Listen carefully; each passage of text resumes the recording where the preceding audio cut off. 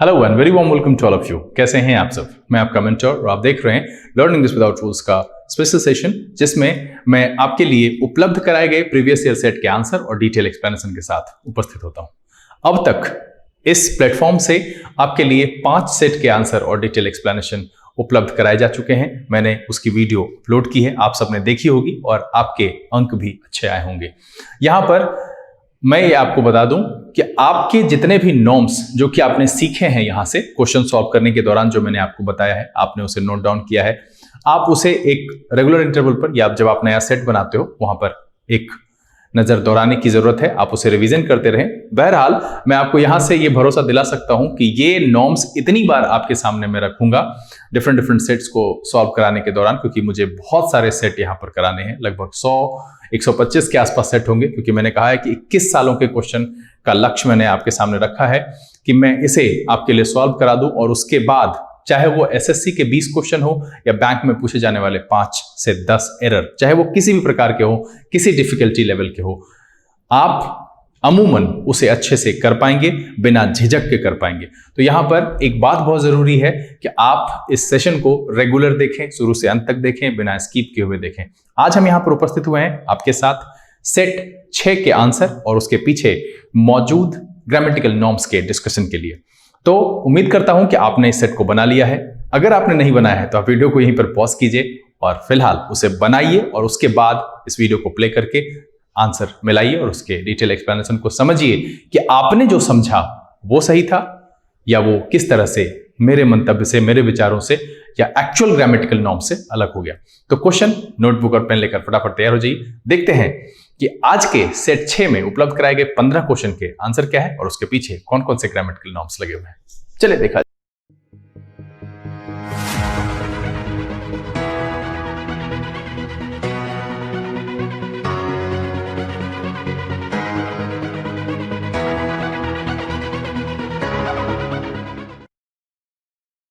आइए हम आज के सेशन की शुरुआत करते हैं और ये जानने की कोशिश करते हैं कि उपलब्ध क्वेश्चन के आंसर क्या है और उसके पीछे कौन कौन से ग्रामेटिकल नॉर्म्स लगाए गए हैं।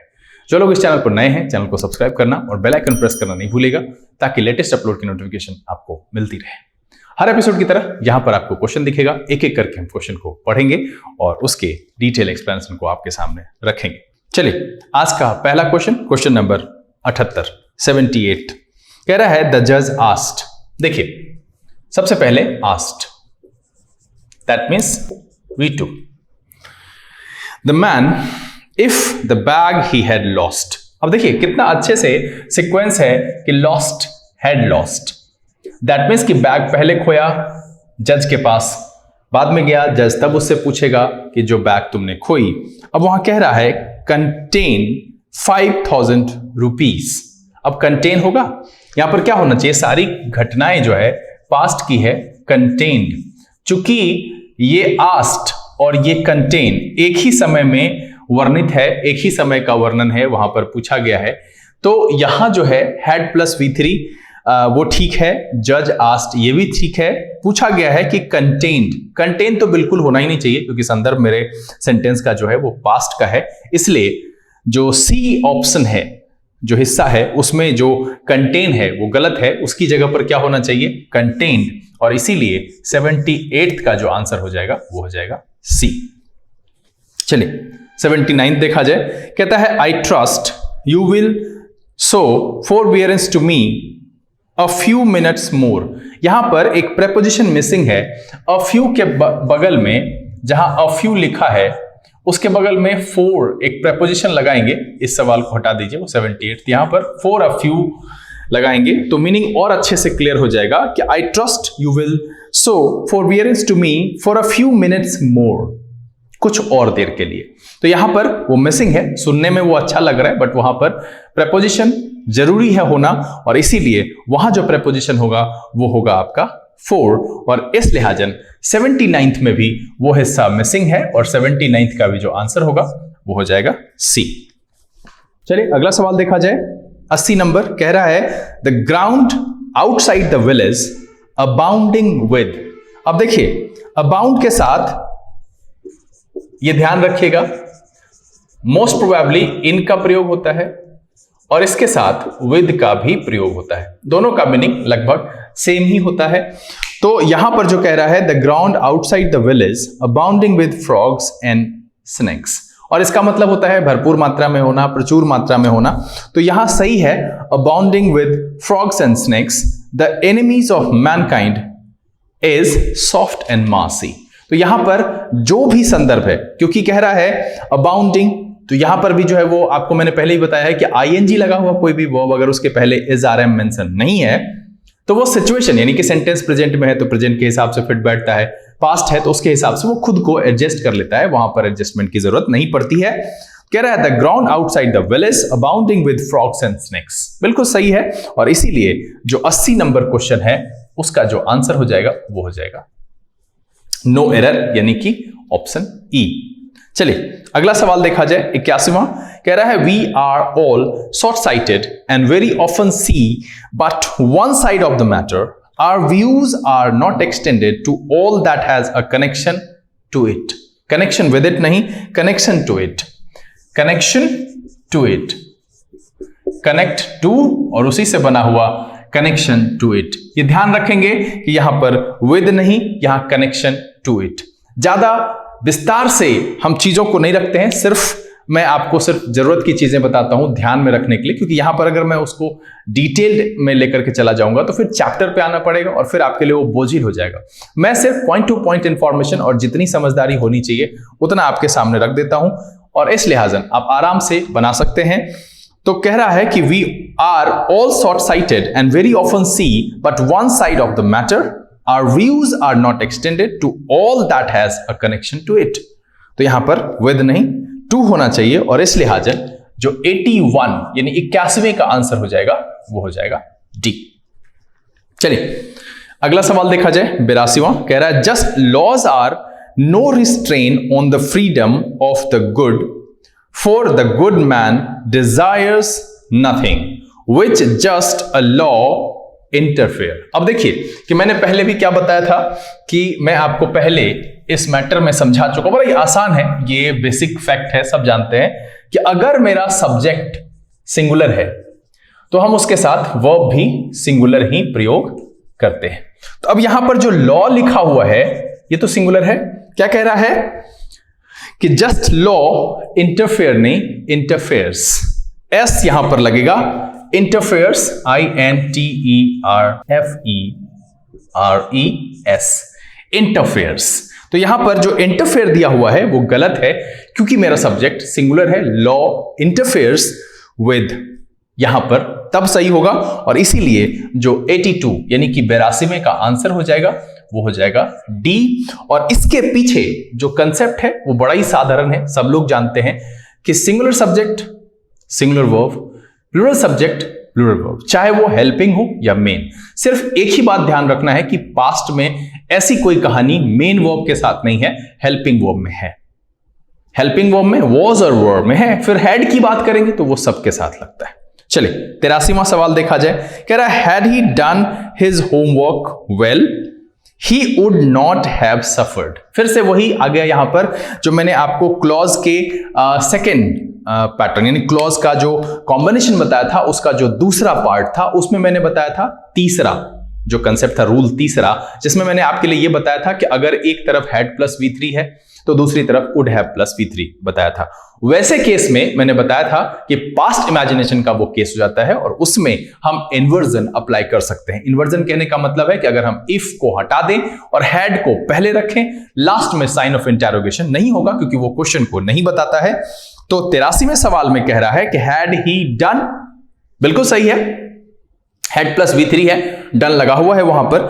His homework well he would not have suffered, तो देखिए वुड हैव प्लस V3 इधर भी है और लास्ट में कोई भी साइन ऑफ इंटरोगेशन नहीं है, इसीलिए ये आपका नो एरर होगा और इसका जो आंसर हो जाएगा 83वें का वो हो जाएगा ई। और यहां पर मैं आपसे फिर कहूंगा एक बार कि अगर आपने अब तक वो एपिसोड नहीं देखा है तो क्लोज का पार्ट 1, क्लोज का पार्ट 2, कॉम्बिनेशन का पार्ट 1 और पार्ट 2 वो दोनों देखिए। मैं यहां पर पार्ट 2 को ऐड कर दे रहा हूं, इसके पीछे वो आपको मिलेगा 2 या 3 दिन के अंतराल में, पीछे जाकर के आप उसको देख सकते हैं। ये देखना बहुत जरूरी है, सारे फैक्ट्स समझिए कि क्लॉज कैसे इस्तेमाल होता है और हम किस किस परिस्थिति में इन्वर्जन का प्रयोग करते हैं। प्रेजेंट इमेजिनेशन में भी वर्ड को हम पहले लिखते हैं इफ हटा करके, और पास्ट इमेजिनेशन में भी हम had plus V3 would have plus V3 में हैड को बाहर लिख सकते हैं। उसी पर ये 83वां नंबर का सवाल था और इसीलिए इसका जो आंसर हो गया वो हो गया ई। चले 84 अगला सवाल देखा जाए कि he was angry with me because he thought my remark was aimed before him. ये ध्यान रखिएगा एक चीज, यहां पर एक प्रेपोजिशन की बात मैं आपको बताऊं। एट जो है किसी भी जगह पर ग्लैंस है, ग्लिम्प्स है, लुक है, या फिर जो एम है, लाफ है, तो उसमें कहीं ना कहीं जो एक्शन का एक डायरेक्शन है किसी की तरफ, तो उस जगह जो होता है वहां हम एट का प्रयोग करते हैं। ये हमेशा ध्यान रखिएगा। ग्लिम्स है, ग्लैंस है, किसी को टकटकी लगाकर देखें वहां भी डायरेक्शन है, किसी के ऊपर हम हंस दें वहां पर भी डायरेक्शन है, किसी पर निशाना लगाएं तो वहां पर भी एक डायरेक्शन है। मैं यहां नॉर्थ, ईस्ट, वेस्ट वाले डायरेक्शन की बात नहीं कर रहा हूं, मैं एक्शन जो किसी न किसी के ऊपर होता है, तो वैसी परिस्थिति में हम इसके साथ एट का प्रयोग करते हैं। और यहां जो एम्ड है इसके बाद जो बिफोर लगाया गया है उस बिफोर को हटाएंगे और वहां पर हम लगाएंगे एट, और ये तब मेरा सेंटेंस हो जाएगा सही। इसीलिए जो 84th का आंसर हो जाएगा वो हो जाएगा डी। ये ध्यान रखना है आज के एपिसोड में। ये जानकारी वाली बात है कि जब कभी भी किसी जगह पर दिशा मतलब एक्शन का, जैसे लुक है वहां पर भी एट होता है। उसके बाद आप देख लो लाफ, वो भी अगर किसी के ऊपर हंसने के लिए है तो वहां पर भी एट का प्रयोग करते हैं। ग्लिम्स, ग्लैंस और यहां पर एम, बिल्कुल इसके साथ एट का प्रयोग होगा, इसीलिए बिफोर का प्रयोग करना यहां पर बिल्कुल गलत है। चलिए 85वां सवाल देखते हैं। 85 कहता है you may not know it, present में है, मे पॉसिबिलिटी की बात कर रहा है, but this engine is claimed to have twice. अब देखिए जब पॉसिबिलिटी है तो हैव को यहां लिखना गड़बड़ है, पॉसिबिलिटी में बी लिखिए, होने को ये कहा गया है, तो क्या हो जाएगा to be twice as powerful as the previous one. मतलब ये कहा गया है कि it may not, you may not know it, आप इसे ना जानते हो, ये आपके जानकारी में ना हो, बट ऐसा क्लेम किया गया है कि ये इंजन पहले वाले से दुगुनी पावर रखता है। To be twice as powerful होने के सेंस में है यहां पर। हैव का मतलब फिर क्लेम की बात और मे की बात, यहां पर जो पॉसिबिलिटी की बात होगी वो उसका अधिकार हो जाता है पोजीशन के लिए। तो इससे बेहतर एक्सप्रेशन यहां पर है कि जब हम शर्त या किसी के साथ दावे के साथ कहें, बट वो अभी यहां सेंटेंस को पढ़ करके ये नहीं लगता है कि ये बात सत्यापित हुई है, तो इसीलिए जब इस दौर में हो तो वहां पर हम क्या इस्तेमाल करेंगे, बी, होने के सेंस में। और इसीलिए 85वें का जो आंसर हो जाएगा 85, उसका हो जाएगा सी। चलिए अगला सवाल देखा जाए। 86 और कह रहा है कि nothing ever becomes real till it is experienced. Is plus experienced, फिर से बी प्लस पास्ट पार्टिसिपल, वही वॉइस के फॉर्म। अब देखिए बी प्लस पास्ट पार्टिसिपल, बहुत जल्द इस पर एपिसोड लेकर के मैं आऊंगा। बी प्लस पास्ट पार्टिसिपल, और इधर ऑब्जेक्ट, और इधर बाय प्लस सो कॉल्ड आपका एजेंट, बट ऑब्जेक्टिव फॉर्म में है ना। तो यहां पर क्या है कि it is experienced even a proverb is no proverb to you till our life has been illustrated with it, है ना। यहां पर हैज इलस्ट्रेटेड नहीं, हैज बिन, इसके द्वारा अगर लाइफ इलस्ट्रेट नहीं होती है तो फिर तो वहां पर क्या है कि आवर लाइफ हैज, यहां जब सीधा है कि it has illustrated our life, ऐसे लिखेंगे तो सीधा है। अब यहां पर उल्टा करके लिखा है कि आवर लाइफ हैज बिन, यहां पर जो है उसका पैसिव फॉर्मेट आपको जोड़ना पड़ेगा। ये हम आगे डिटेल में बताएंगे जब वॉइस चैप्टर में आएंगे। बार बार ये चीजें आ रही है और बहुत सारे सवाल इस पर पूछे जाते हैं। तो यहां बस इतना समझिए कि यहां जो सेंटेंस को अगर हम सीधा करें तो आप ऐसे कह सकते हैं कि it has illustrated our life. अब उसको पलट करके लिखेंगे our life has been illustrated, तो इसलिए यहां पर बिन का होना बहुत जरूरी है। और इसीलिए 86 का जो आंसर हो जाएगा वो हो जाएगा आपका डी। चलिए अगला सवाल देखा जाए। कह रहा है कि I remember my childhood days when I was used to. अब देखिए यूज्ड टू का प्रयोग वैसे भी हम पास्ट हैबिट के लिए, कि मैं खेला करता था, क्रिकेट खेला करता था, I used to play cricket, यहां पर वॉज लिखना सही नहीं है, इसके साथ बिल्कुल कोई भी जो है हेल्पिंग वर्ब ना लिखें इस संदर्भ में जहां पर ये चर्चा हुई है।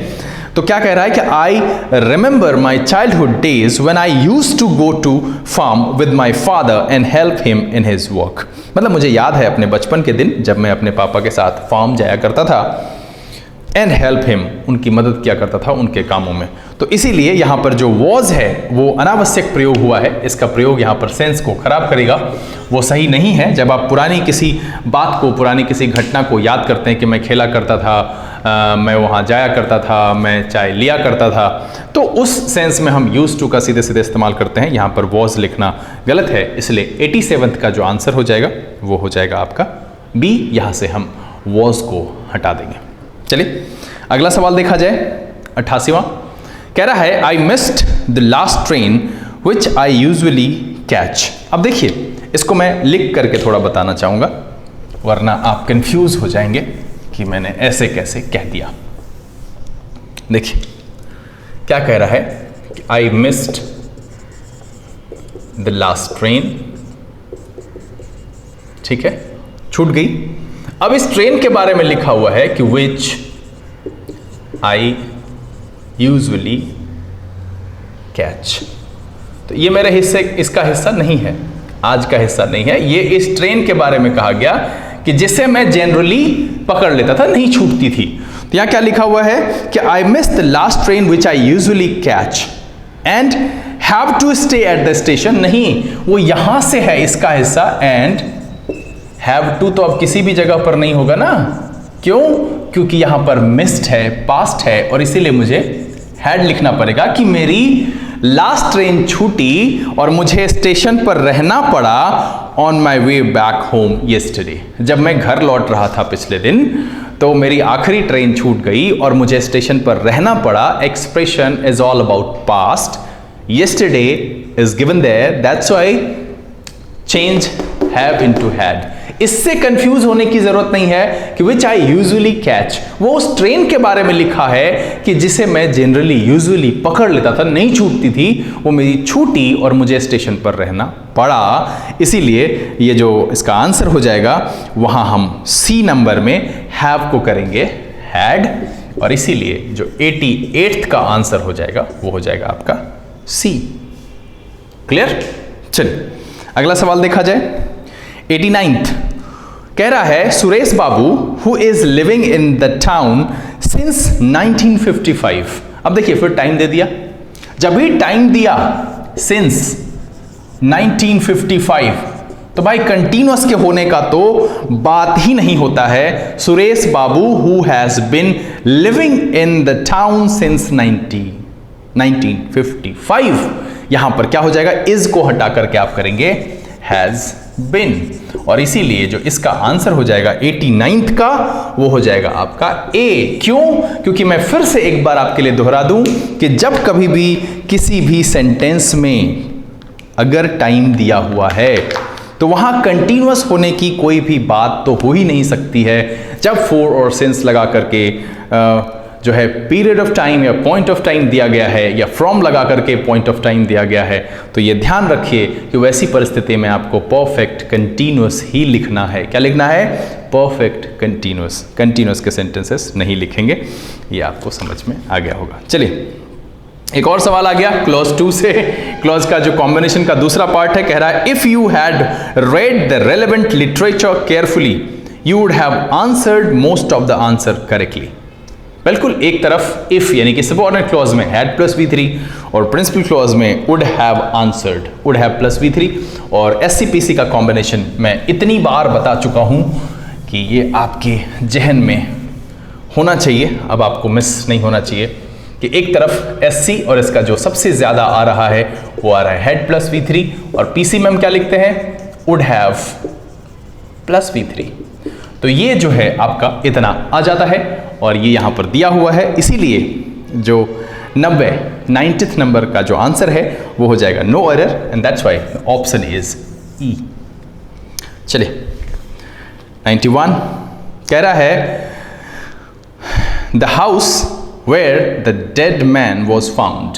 अब देखिए फिर से पैसिव फॉर्म है, was plus past participle, is being guarded, same voice is being guarded. बहुत ज़रूरी है, मुझे लगता है कि वॉइस के एपिसोड लाना बहुत ज़रूरी है। बहुत सारे सवाल यहाँ पर आ रहे हैं। तो यहाँ क्या है, इज बीइंग गार्डेड मतलब किया जा रहा था बाय पुलिस। देखिए by plus agent by police. To prevent it from being entered and the evidence to be interfered. यहाँ पर क्या है, एविडेंस मेरा ऑब्जेक्ट है, समवन इंटरफेयर्ड द एविडेंस, ऐसा होगा जब सीधा सीधा लिखा जाएगा समवन इंटरफेयर्ड द एविडेंस।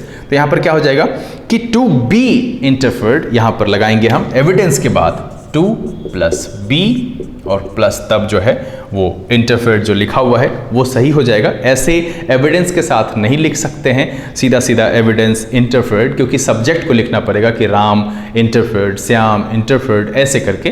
तो इंटरफेयर में हम जो सब्जेक्ट के साथ लिखेंगे, ऑब्जेक्ट के साथ जब भी लिखेंगे तो आपको पैसिव फॉर्म लिखना पड़ेगा और नॉर्मली यहाँ पर टू प्लस बी लगाएंगे तो आपका सेंस आ जाता है। इसीलिए जो 91 का आंसर हो जाएगा वो हो जाएगा आपका डी।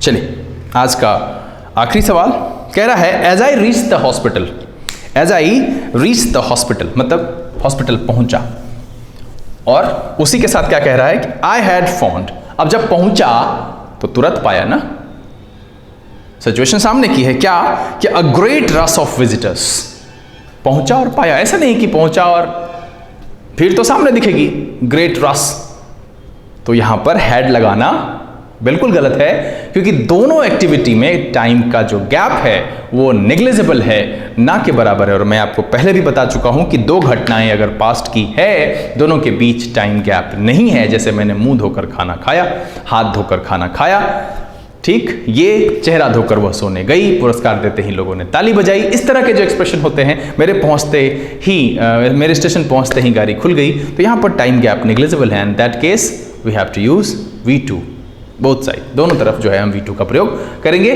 टाइम गैप होने पर हम हैड का प्रयोग करते हैं।